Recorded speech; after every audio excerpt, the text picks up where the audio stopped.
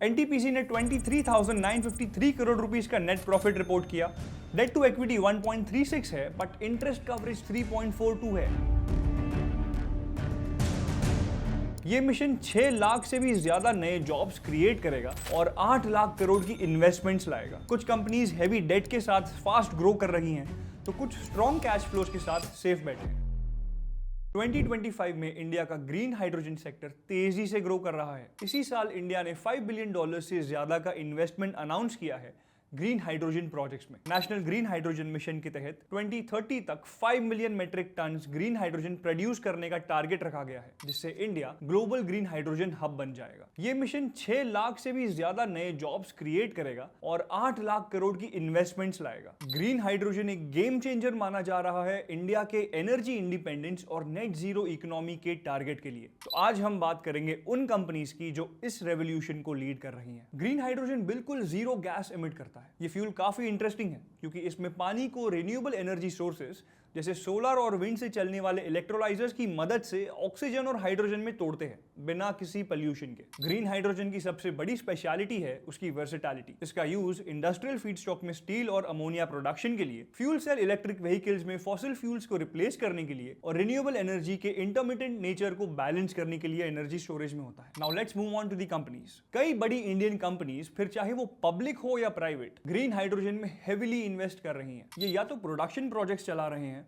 Electrolysers बना रहे हैं या फिर ग्रीन हाइड्रोजन एप्लीकेशंस डेवलप कर रहे हैं। अडानी ग्रीन एनर्जी का फोकस है large scale green hydrogen production पर। अपने रिन्यूएबल एनर्जी पोर्टफोलियो का एडवांटेज लेके ये इलेक्ट्रोलाइजर्स को पावर करते हैं। इन्होंने of grid green hydrogen plant भी लॉन्च किया है, जो इनकी कमिटमेंट दिखाता है। इन्होंने FY25 में 2001 करोड़ रुपीस का नेट प्रॉफिट रिपोर्ट किया। ग्रोथ रैपिड है लेकिन डेट भी हाई है। Debt to equity ratio 6.6x है with just 1.43 as interest coverage. Operating profit margin 79% है, लेकिन पैट मार्जिन 17.85% है, जिसमें से ऑलमोस्ट 49% इंटरेस्ट एक्सपेंसेस हैं। ROCE 8.7% और ROE 14.6% है। एनटीपीसी लिमिटेड और टाटा पावर कंपनी लिमिटेड दोनों ग्रीन हाइड्रोजन को ग्रिड स्टेबिलाईजेशन और मोबिलिटी के लिए एक्सप्लोर कर रहे हैं। एनटीपीसी के पायलट प्रोजेक्ट्स ऑलरेडी चल रहे हैं, जैसे हाइड्रोजन ब्लेंडिंग इन गैस टर्बाइंस और हाइड्रोजन फ्यूलिंग स्टेशंस इन ले। एनटीपीसी ने 23,953 करोड़ रुपीस का नेट प्रॉफिट रिपोर्ट किया।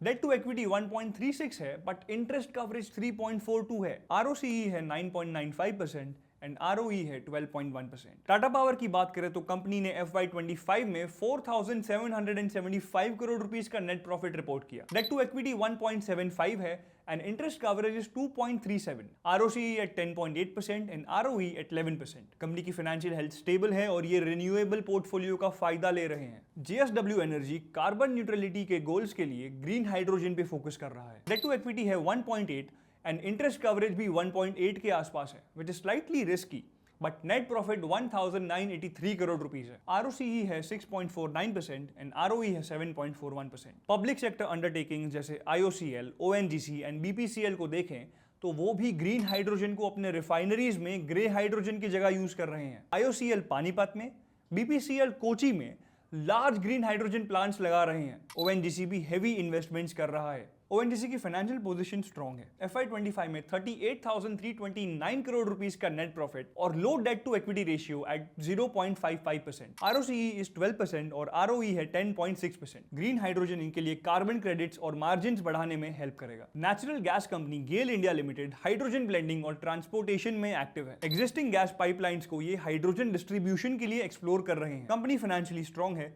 डेट टू इक्विटी रेशियो 0.25 है।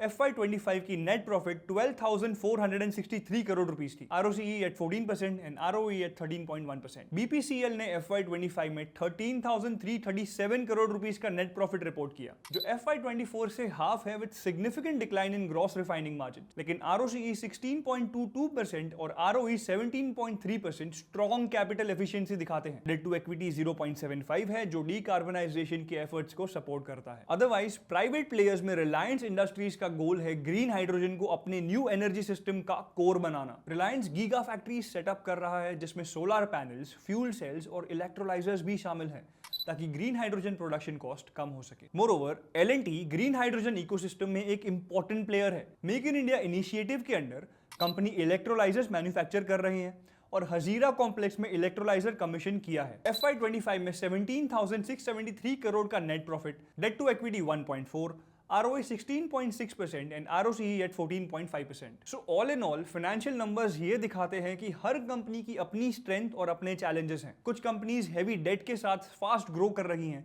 तो कुछ स्ट्रॉन्ग कैश फ्लोज के साथ सेफ बेट हैं। लेकिन एक बात क्लियर है, ग्रीन हाइड्रोजन इंडिया के एनर्जी ट्रांजिशन का सेंट्रल पिलर बनने वाला है। अगले कुछ सालों में ये सेक्टर वॉलेटाइल होते हुए भी ग्रो करेगा। तो जो कंपनीज इसमें से पहले और एफिशिएंटली पोजीशनड होगी वही लॉन्ग टर्म विनर्स रहेंगी। इन्वेस्टर्स के लिए ये एक सनराइज सेक्टर है, हाई रिस्क के साथ high reward. So what do you think?